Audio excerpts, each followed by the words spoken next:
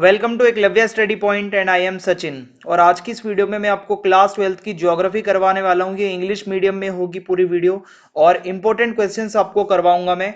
आपकी प्रैक्टिस बहुत अच्छी हो जाएगी। लगभग 100 प्लस एमसीक्यूज आज की इस वीडियो में हम करने वाले हैं। तो चलिए फिर हम वीडियो को स्टार्ट करते हैं। उससे पहले आपको बता दूं, आप मुझे इंस्टाग्राम पे जरूर फॉलो कर लें ताकि आपकी कोई भी कंफ्यूजन हो तो आप मुझसे आके पूछ पाएं। मेरा यूजर नेम आप सभी की स्क्रीन के सामने है। आप इसको सर्च कर सकते हैं और अपना मैसेज मुझ तक पहुंचा सकते हैं। टेलीग्राम ग्रुप अगर आप ज्वाइन करना चाहते हो तो class 12 ESP new group search मार के टेलीग्राम पे आप ज्वाइन हो सकते हैं।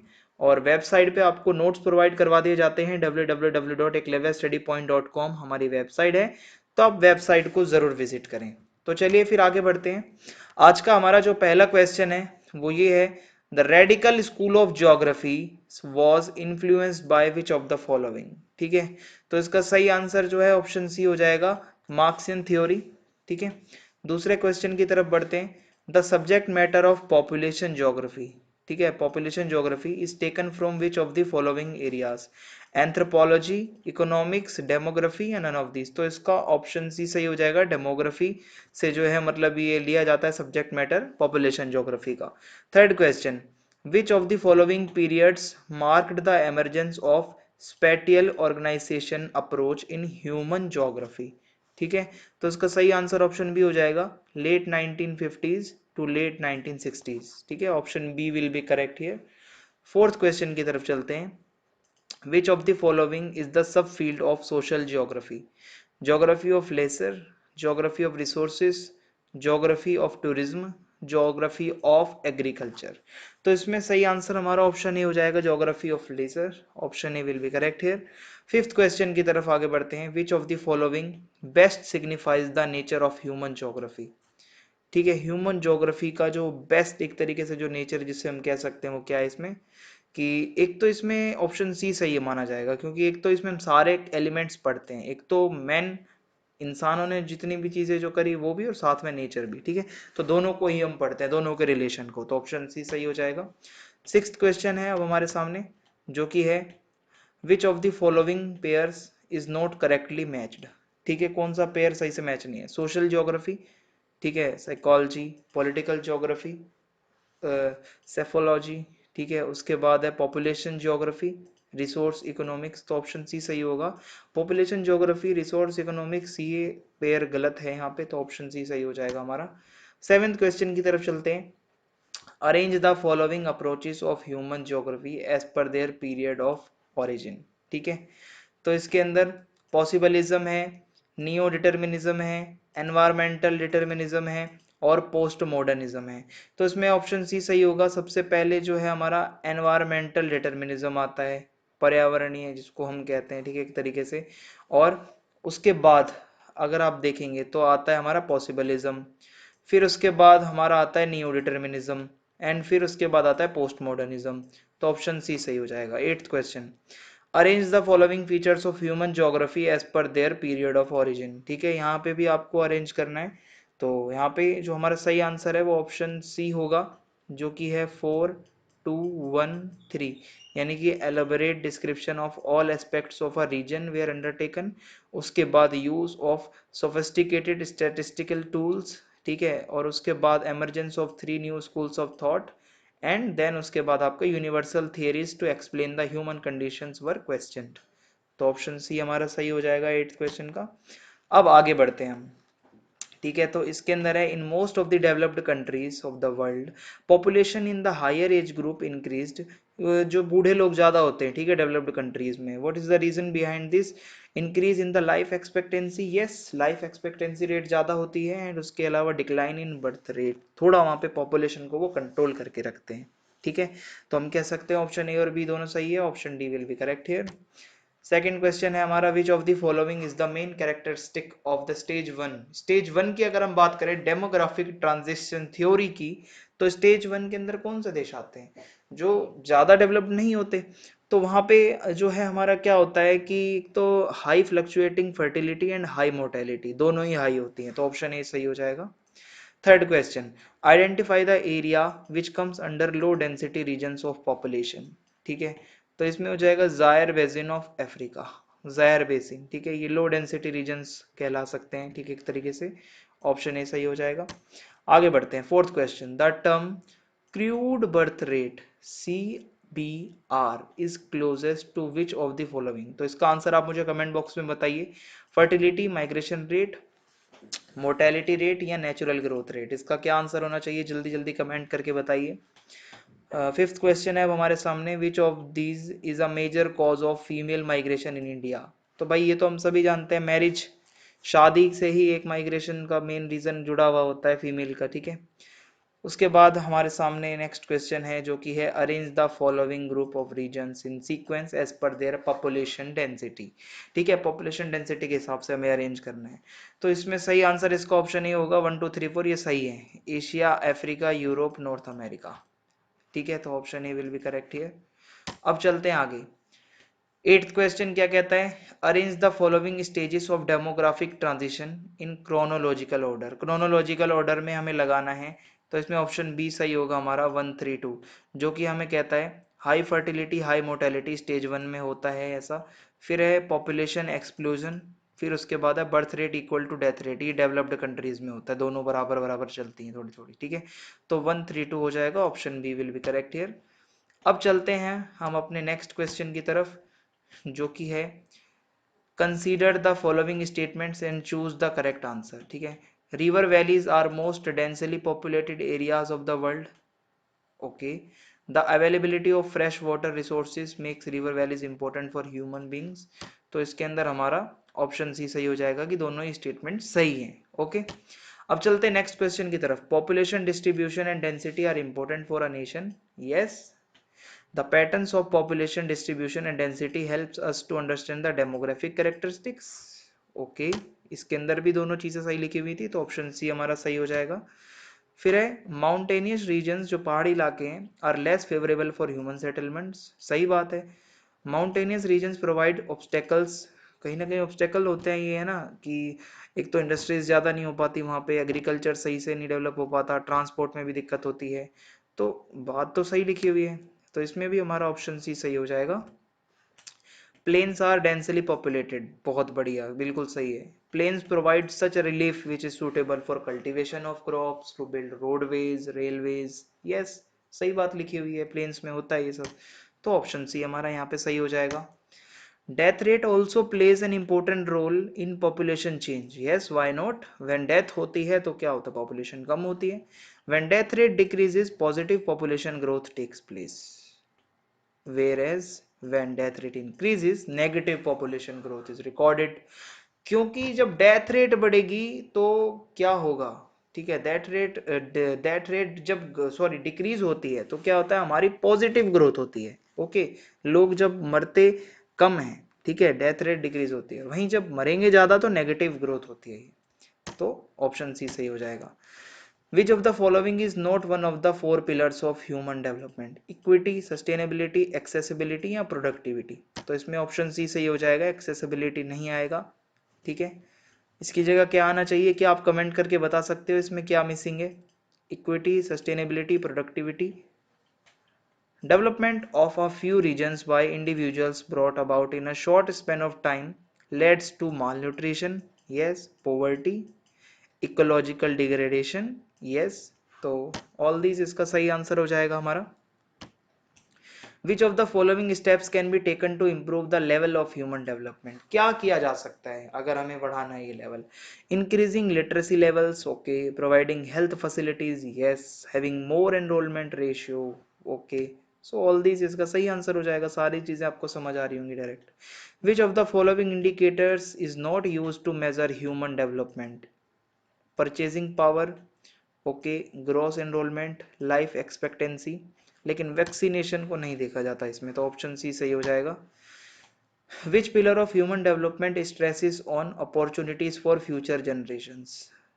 Sustainability, okay, sustainable development, future generation के लिए भी सोचो। What is the rank of India in the HDI report 2020? 131 rank थी भाई। Which of the following pairs is not correctly matched? कौन सा मेयर जो पेयर है वो सही से करेक्टली मैच्ड नहीं है? ठीक है, तो ये आपको बताना है, ये आपका होमवर्क है। कमेंट में आप बता सकते हैं और इंस्टाग्राम पे भी मुझे बता सकते हैं। फिर उसके बाद आगे चलते हैं। The concept of human development has been used by UN development programme to publish the human development report. सही बात है। This report provides a rank wise list of all members countries according to level of. Okay, दोनों बातें सही लिखी हुई हैं तो ऑप्शन सी सही हो जाएगा। The most important aspects of human development are long and healthy life, ability to gain knowledge, and having enough means to live a decent life. Okay, the key areas in human development are birth rate, death rate, and health. तो इसके अंदर हमारा सिर्फ statement one correct है, की areas में ये नहीं आता, birth rate, death rate and health. ठीक है, आगे बढ़ते हैं। Which of the following is not a characteristic of dairy farming practised in world? Veterinary services, labour intensive, cattle breeding या प्रैक्टिस्ड नियर रूरल एरियाज। तो इसका आंसर क्या हो सकता है, क्या आप बता सकते हो मुझे कि which of the following is not a characteristic of dairy farming? ठीक है, क्या इसमें नहीं है वो देखते हैं। ठीक है, तो हालांकि आपको पता चल ही गया होगा इसका आंसर। आगे बढ़ते हैं। Which of the following is not a feature of plantation agriculture? Large estates, crop specialisation, heavy capital investment, highly skilled labour. तो इसमें ऑप्शन डी सही हो जाएगा। क्रॉप स्पेशलाइजेशन तो होती है, पैसा भी ज़्यादा लगता है। ठीक है, तो और यही हो जाएगा इसका option D. Ladang is the name of which of the following agricultural system? तो लदांग जो है ये प्राइमेटिव सबसिस्टेंस एग्रीकल्चर का ही एक नाम है। Due to which reason Mediterranean region has remained one of the most favourable places to live since human history? वहाँ का climate, pleasant climate. Okay, identify the activities which are directly related to environment. Primary activities, option B will be correct. Seasonal migration of herders from plains to mountains. ठीक है, जो चरवाहे लोग होते हैं वो जाते हैं ना, सीजनल माइग्रेशन करते हैं। And vice versa is known by which of the names? Transhumance, pastoral grazing, nomadic herding या लिव स्टॉक रेयरिंग? तो ऑप्शन ए सही हो जाएगा हमारा। कंसीडर द फॉलोइंग स्टेटमेंट्स, और फिर बताओ कि क्या कौन सा स्टेटमेंट सही है। Gathering is the collection of plants and animal for food, shelter and clothing. Yes, it is mainly practice by primitive societies. Okay, दोनों सही है, तो यहाँ पे हमारा ऑप्शन सी सही हो जाएगा। Both statements are correct. In commercial livestock only one type of animal is reared on a large scale. पाला जाता है भाई एक ही तरीके का। Okay, commercial livestock rearing is more organise and requires large capital. Yes, पैसा ज्यादा लगता है, ऑर्गेनाइज भी ज्यादा होता है, तो ऑप्शन सी सही हो जाएगा। दोनों चीजें सही लिखी हुई हैं। इन commercial live stock rearing scientific methods, ठीक है, such as breeding, generative improvements, disease control, health care, बहुत ध्यान रखा जाता है। सही बात है। It is practised in New Zealand, Australia, Argentina, Uruguay and USA. तो ये भी सही है, तो इसमें हमारा ऑप्शन सी सही हो जाएगा। Both statements are correct. Which of the following forms of component of a nation? Population of a country, resources of a country, economy of a country या ऑल दिस? तो ये सारे आते हैं भाई कंपोनेंट्स ऑफ अ नेशन में। India's population is larger than the total population of which of the following? North America, South America, Australia या all this? तो इन सभी से। ठीक है, India's population is larger than the total population. Which of the following states is densely populated? Kerala, Tamil Nadu, Maharashtra या कर्नाटका? तो इसमें हमारा ऑप्शन ए सही हो जाएगा। Which of the following is not the area of large population concentration? Rajasthan, Arunachal Pradesh, Andaman and Nicobar या all this? ठीक है, तो इसके अंदर आप मुझे इसका आंसर कमेंट बॉक्स में बताओगे। ठीक है, क्वेश्चन आपको मैंने बता दिया है कि which of the following is not the area of large population concentration. ठीक है, आगे बढ़ते हैं। Which of the following is associated to adolescence population? Lower age at marriage, okay, illiteracy, particularly female illiteracy, सही बात है, low intake of nutrients, all these? तो ये सारी चीज़ें कहीं ना कहीं जुड़ी हुई हैं भाई हमारी पॉपुलेशन से, जो कि ज़्यादातर जो युवा लोग हैं उनसे। Which of the following pairs is not correctly matched? गलत पेयर कौन सा है, पहचानते हैं इसमें से। Phase one negative population growth, phase two steady growth rate, phase three population explosion, phase four low population growth. ये कैसे हो जाएगा, लो कहाँ है भाई पॉपुलेशन ग्रोथ? ठीक है, बढ़ ही रही है वो तो हमारा ऑप्शन डी सही हो जाएगा। अरेंज द फॉलोइंग स्टेट्स और UTs in descending order in terms of there percentage of urban population. तो इसके अंदर हमारा ऑप्शन ए सही होगा, दिल्ली केरला महाराष्ट्र असम सही है ये। Arrange the following states in the descending order in terms of their population density. Haryana, sorry Uttar Pradesh, West Bengal, Haryana या बिहार। तो इसके अंदर हमारा ऑप्शन ए सही हो जाएगा, UP, West Bengal, Haryana and Bihar. Which of these factors are responsible for uneven distribution of population in India? आपको पता है population uneven distribution है इंडिया के अंदर। Climate and terrain ये भी एक रीजन है, development of transport network ये भी सही है, concentration of natural resources ये भी सही है। तो कहीं ना कहीं हमारा ऑप्शन बी सही हो जाएगा, ये तीनों ही चीजें एक फैक्टर हैं। Which of the following regions is the main contributor of immigrants in India? ठीक है, Central Asia, West Asia, South East Asia या ऑल दीज। तो ये सभी हैं भाई, ऑप्शन डी सही हो जाएगा। Which of the following regions acts as a magnet to pull immigrants from India? Middle East, Western Europe, America या ऑल दीज। तो इसमें भी ये सभी हैं भाई, ठीक है, मैग्नेट की तरह काम करते हैं। हमारे भारतीय यहाँ पढ़ते हैं, अमेरिका जाके कमाते हैं। Okay. Which of the following was the major modification associated to migration introduced by the government of India in the census 1961? तो इसके अंदर हो जाएगा प्लेस ऑफ बर्थ, ठीक है ये, और ड्यूरेशन ऑफ रेजिडेंस। तो ऑप्शन डी सही हो जाएगा हमारा।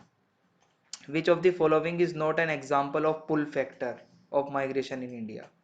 पुल फैक्टर, ठीक है, natural disaster like flood, drought, cyclic storms, political and local conflicts like war, insurgency, riots, ठीक है, poverty and lack of employment opportunities. ठीक है, तो ये कहीं ना कहीं हमारे ऑप्शन डी होंगे, इसका जो है सही आंसर है, ये सारे ही हैं। ठीक है, इसका जो आंसर है ये ऑप्शन डी सही हो जाएगा। Arrange the following neighboring countries in descending order as per their percentage share to immigrants in India. Okay, इसका आंसर आप कमेंट बॉक्स में बताइए क्या हो सकता है, ए, बी, सी या डी, क्या आना चाहिए। ठीक है, इसका आंसर तो देखते हैं कौन इसका सही बता सकता है। आगे बढ़ते हैं अब हम। Consider the following statements and choose the correct option from the given options. In the census 1971, additional information on place of last residence was added. Okay, in the same census duration of stay at the place, enumeration was, ठीक है, was incorporated। तो इसके अंदर option B सही हो जाएगा, दोनों ही statement सही लिखी हुई हैं। रेमिटेंसेस बहुत ज्यादा इंपॉर्टेंट होती है इकोनॉमी के लिए, सही बात है। माइग्रेंट्स भेजते हैं अपनी फैमिली को खाने के लिए, घर के लिए, रहने के लिए, शादी के लिए, बच्चों की पढ़ाई के लिए। तो दोनों सही लिखी हुई हैं, तो हमारा ऑप्शन बी सही हो जाएगा। Metropolitan cities of India are facing problem of overcrowding, सही बात है। अनरेगुलेटेड माइग्रेशन होती है तो उससे ओवरक्राउडिंग होती है, और इससे शेंटिक कॉलोनीज भी बनती है ज्यादा से ज्यादा। तो ये भी दोनों सही हैं, तो ऑप्शन डी सही हो जाएगा। Which of the following towns is located on the bank of river? Agra भी है, कोलकाता भी है, पटना भी है, तो ऑल दीज हो जाएगा इसका आंसर। उसके बाद सेकंड क्वेश्चन है, which of the following factors determines the types and distribution of rural settlements? altitude, climate, social structure। yes, सारे हो जाएंगे। In which of the following regions is the oldest well documented urban settlement? urban settlement में हम जब भी पढ़ते हैं oldest, तो हमारी इंडस वैली आ जाती है, option D Harappan civilisation. Rural settlements are not classified on the basis of which? तो on the basis of class, option B सही हो जाएगा। बाकी फंक्शन, सेटिंग और शेप पे तो होता है इसका क्लासिफिकेशन, बट क्लास पे नहीं होता। The largest urban agglomeration is located in which of the following states? तो ये हमारा महाराष्ट्र हो जाएगा, option B. The people of rural settlements are mainly engaged in different activities like agriculture, fishing and mining. Yes, primary activities में है। Primary activities define the nature of rural settlements. Okay, दोनों सही है, तो हमारा ऑप्शन बी सही हो जाएगा। Types of settlement depend upon various factors. Okay, nature of terrain, altitude, climate, availability of water, ये सब affect करते हैं। Yes, वन और टू दोनों सही है, तो ऑप्शन डी सही हो जाएगा।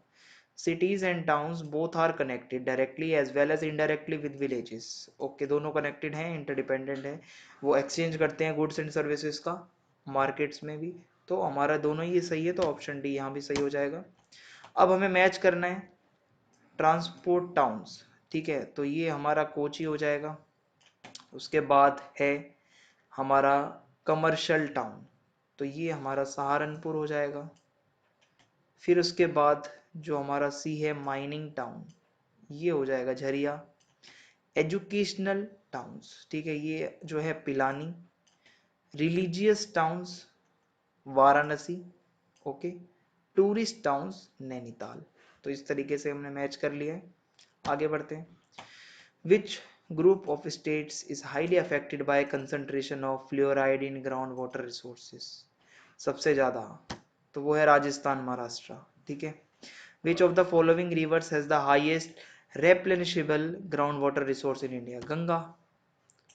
Which of the following states has a high demand of ground water? Punjab, सबसे ज्यादा वही डिमांड रहती है। How much ground water is used in agriculture? लगभग 92%। In which year national water policy was introduced? ये आपका होमवर्क है, कमेंट करके बताइए कौन से ईयर में इंट्रोड्यूस किया गया था। The tensions and disputes are increasing, झगड़े बढ़ रहे हैं देशों के बीच में, राज्यों के बीच में, स्टेट्स के बीच में पानी को लेकर। सही बात है, शॉर्टेज होती जा रही है पानी की, ठीक है, कि ये बहुत इंपॉर्टेंट रिसोर्स है, मेजर प्रॉब्लम बनती जा रही है। तो दोनों सही है, तो इसमें हमारा ऑप्शन भी सही होगा, स्टेटमेंट्स दोनों सही हैं। Ground water is the water present beneath earth surface, okay. Total replenishable ground water resources in India are about 432 cubic kilometre, okay, दोनों सही है। यहाँ पे ऑप्शन बी सही हो जाएगा। Water needs of certain crops like rice, sugar cane, jute is very high, इसमें ज्यादा से ज्यादा जरूरत होती है पानी की, ठीक है, इन क्रॉप्स में। सही है। These are water intensive crops, yes, ज्यादा से ज्यादा पानी लगता है इसमें। तो पहला दूसरा दोनों सही है, तो ऑप्शन डी सही हो जाएगा। तो इसी के साथ वीडियो यहाँ पे हमारी एंड होती है। चैनल को सब्सक्राइब करना ना भूलें। कमेंट करके जरूर बताना वीडियो आपको कैसी लगी, और ज्यादा से ज्यादा लाइक कर देना यार वीडियो को, और शेयर जरूर कर देना। जय हिंद, जय भारत, बहुत बहुत धन्यवाद।